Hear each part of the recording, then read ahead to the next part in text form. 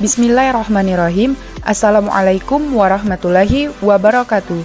Perkenalkan, kami dari kelompok 3, saya Anissa Muslima, NIM 20111300019 dan dua rekan saya, Sakila Rizky Marsa Dewi, NIM 20111300009 serta Aldo dengan NIM 20111300026. Adapun materi yang akan kami jelaskan yaitu mengenai pandangan Al-Quran tentang kekayaan, mata kuliah Etika Bisnis Islam, dosen pengampu Ibu Noni Afrianti ME.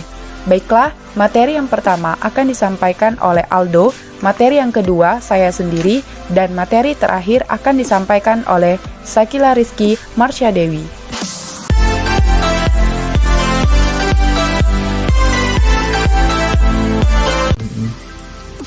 Baiklah, saya Aldo akan menyampaikan materi yang pertama yaitu pandangan Al-Quran tentang kekayaan. Dapat kita pahami bahwa konsep kekayaan itu dalam Islam itu kekayaan mutlak milik Allah Subhanahu wa taala. Dalilnya yaitu Al-Quran surah Al-A'raf ayat 128, Al-Quran surat Al-Hadid ayat 5 dan Al-Quran surah Al-Baqarah ayat 29 sampai 30, yang mana ketiga ayat tersebut menjelaskan bahwa kepemilikan itu mutlak milik Allah, bahwa Allah mengatakan milik Allah segala apa yang ada di langit dan di bumi. Selanjutnya yaitu tentang status harta dalam Islam.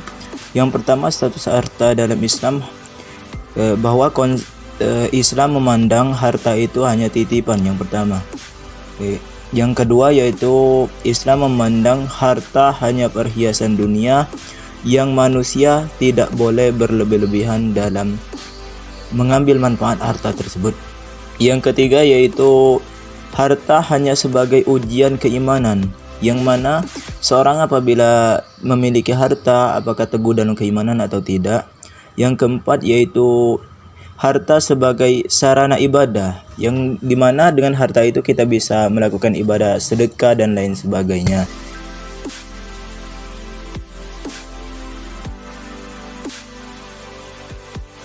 Selanjutnya yaitu pengertian kepemilikan dan dasar hukum kepemilikan. Satu, pengertian kepemilikan. Kepemilikan atau milik itu berasal dari bahasa Arab yaitu al-milk atau al-milikiyah, yang berarti penguasaan atau memiliki. Secara bahasa, al-milk berarti memiliki sesuatu harta atau benda yang mana ada kewenangan kita untuk bertindak bebas terhadap kepunyaan kita tersebut. Lalu konsep Islam memandang pemilik mutlak itu adalah Allah, sedangkan manusia itu hanya dititipi. Tetap harta yang dimiliki itu milik Allah, maka orang yang dititipi harus menjalankan atau mengurus titipan harta titipannya itu sesuai dengan ketentuan yang Allah sebutkan dalam Al-Quran maupun hadis Nabi SAW.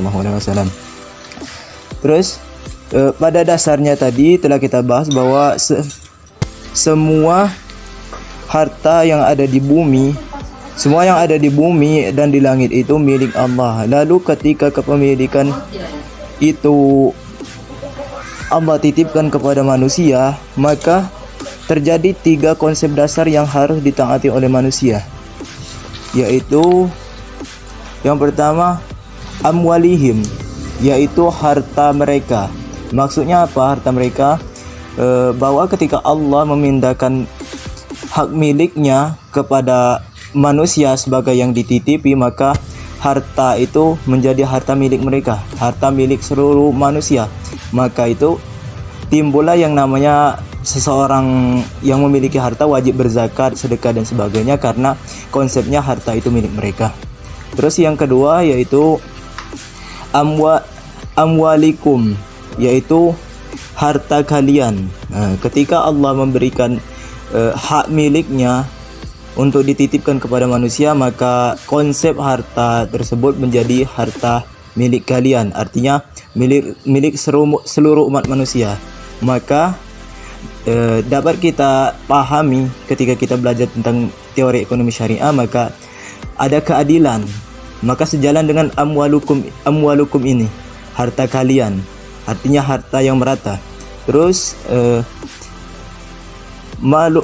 maluhu atau hartanya, maluku atau hartanya, yaitu harta yang dimiliki atau yang dititipkan ke manusia itu menjadi hartanya, tetapi tetap pemilik utamanya Allah, yang mana harta tersebut harus sesuai dengan aturan yang Allah tentukan.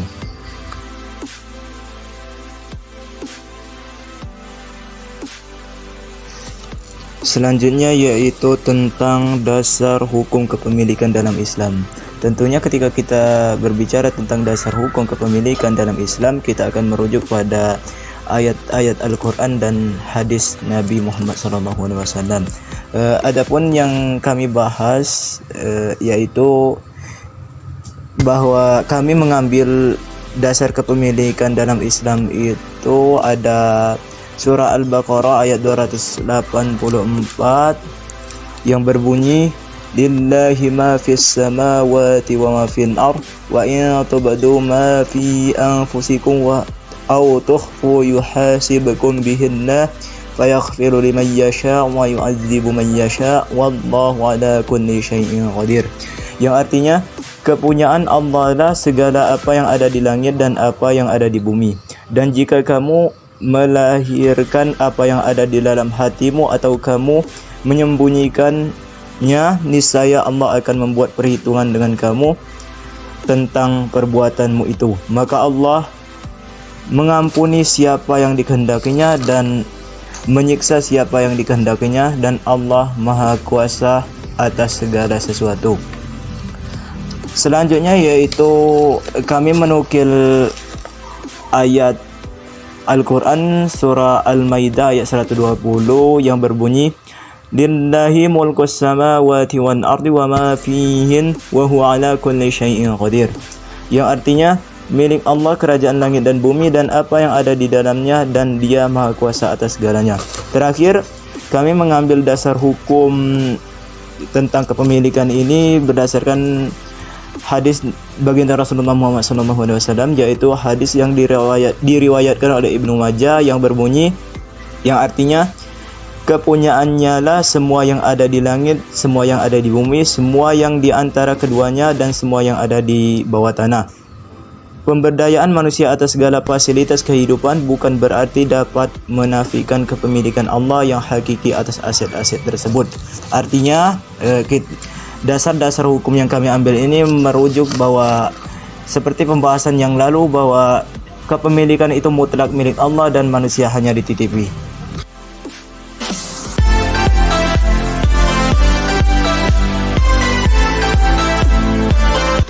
Baiklah, saya Anissa Muslimah akan melanjutkan materi yang selanjutnya, yaitu mengenai tujuan kepemilikan dalam Islam. Di dalam Islam itu ada beberapa tujuan mengenai kepemilikan. Yang pertama, tujuan kepemilikan umum. Menurut At-Thariq tahun 2004, kepemilikan umum itu bertujuan sebagai pelayanan yang mempunyai fungsi sosial untuk memberikan kesempatan kepada seluruh manusia terhadap sumber kekayaan alam yang mempunyai manfaat sosial. Kemudian, berfungsi sebagai jaminan pendapatan negara. Negara menjaga hak warganya dan bertanggung jawab atas semua kewajiban dan menjauhkan dari munculnya mara bahaya. Selanjutnya, yaitu sebagai investasi harta untuk mencapai kemakmuran bersama. Kemudian, yang kedua itu adalah tujuan kepemilikan khusus. Menurut At-Thariq tahun 2004, itu yang pertama itu adalah meningkatkan kerjasama internasional melalui kerjasama antar individu. Yang kedua, merealisasikan kebaikan, kemakmuran, dan kemanfaatan umum melalui persaingan sehat antar produsen. Yang ketiga, negara tidak diperkenankan melakukan investasi jika hanya menghambat kreativitas individu tanggung jawab negara. Sesungguhnya menyangkut bidang umum dan urgensi seperti menjaga keamanan, kekayaan, menjamin, dan menjaga rakyatnya. Kemudian, materi selanjutnya mengenai manfaat kepemilikan dalam Islam. Pemanfaatan harta kekayaan atau huruf almah, yaitu siapa sesungguhnya yang berhak mengelola dan memanfaatkan harta tersebut? Pemanfaatan pemilikan fi'al adalah cara bagaimana sesuai dengan hukum syariat seseorang memperlakukan harta kekayaannya. Ternyata terdapat dua macam manfaat pemilik dalam Islam, di antaranya yang pertama, pengembangan harta atau tazmiyar almah, yaitu pengembangan harta yang berkaitan dengan cara atau sarana yang menghasilkan pertambahan harta, yakni produksi pertanian, perdagangan, industri, dan investasi uang pada sektor jasa. Yang kedua, penggunaan harta atau infak almah, yaitu pemanfaatan harta atau tanpa manfaat material yang diperoleh.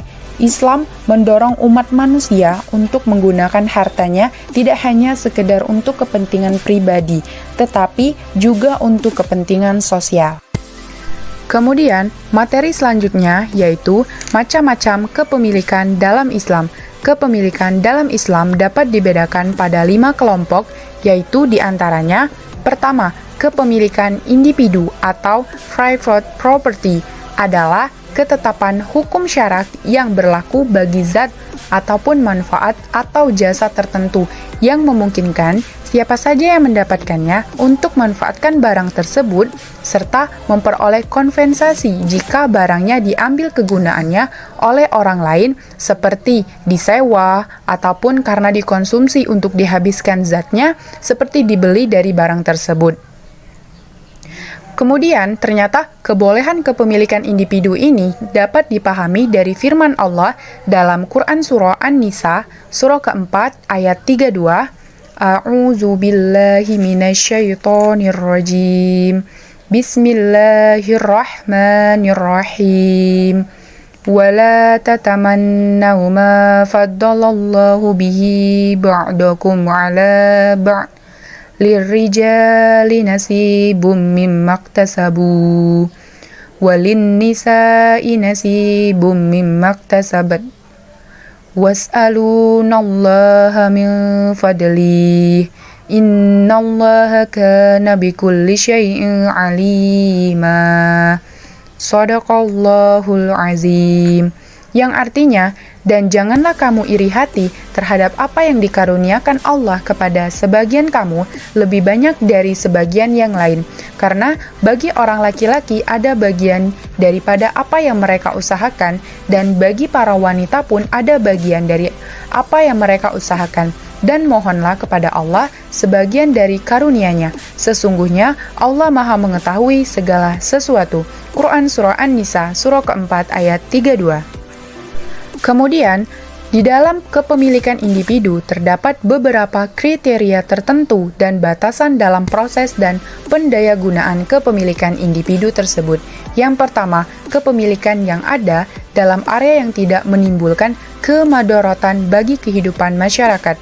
Yang kedua, harus dipahami bahwa tidak semua jenis komoditas dapat dimiliki secara pribadi. Kemudian, yang kedua itu adalah kepemilikan umum atau collective property, adalah izin asyari kepada suatu komunitas untuk sama-sama memanfaatkan benda, di mana benda-benda yang termasuk dalam kategori kepemilikan umum adalah benda-benda yang telah dinyatakan oleh Allah dan Rasulullah SAW bahwa benda-benda tersebut untuk suatu komunitas di mana mereka masing-masing saling membutuhkan.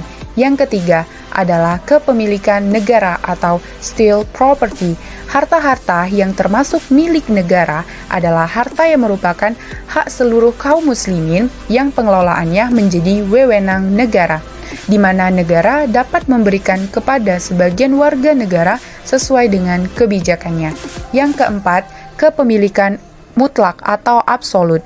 Pemilik hakiki semua kekayaan atau harta benda di alam semesta ini adalah Allah Subhanahu wa Ta'ala. Karena Allah yang menciptakan segala sesuatu, maka hanya Dialah yang memiliki kekuasaan penuh untuk mengontrol apa yang diciptakannya itu. Allah yang Maha Pemberi rizki, dan hanya Dia yang memberi lebih banyak pada seseorang dan memberi lebih sedikit pada yang lain sesuai dengan kehendaknya yang tidak terbatas. Yang kelima atau yang terakhir adalah kepemilikan relatif atau terbatas. Sekalipun harta itu adalah milik Allah, Namun kepemilikan manusia diakui karena Allah telah mengaruniakan padanya kekayaan dan Allah mengakui kepemilikan tersebut.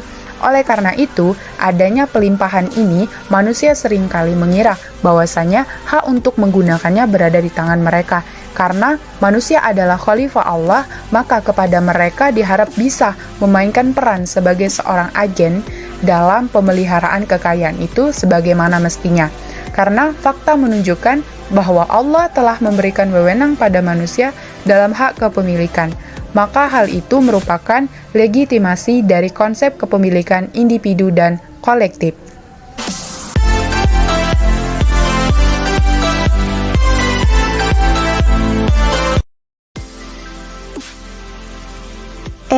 Sebab-sebab kepemilikan.